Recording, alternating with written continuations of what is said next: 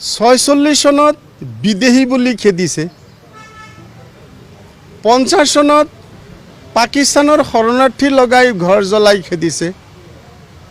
তাৰ পিছতো 51 চনত চেন্সাছত নিজকে অসমীয়া হিচাপে অন্তৰ্ভুক্ত কৰিছে এই মানুহখিনিয়ে। অসমীয়াক মানে শক্তিশালী কৰাৰ কাৰণে জাতিটোক, ভাষাটোক, আৰু তাৰমানে নিজে অসমীয়া। আৰু 54 চনত ৰাজ্য গঠন আয়োগক সাক্ষী দিছে এই চৰৰ মানে বিলাসীপাৰা চৰৰ মিয়াসকলে যে আমি বেংগলৰ লগত নাযাওঁ, আমি অসমৰ লগত। গতিকে ৰাজ্যও ফাইনেল কৰিছে।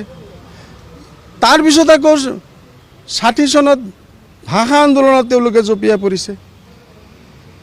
তাৰ পিছতো আপোনাৰ 62 চনত PIP আঁচনি কৰি তেওঁলোকক খেদিছে, যি সময়ত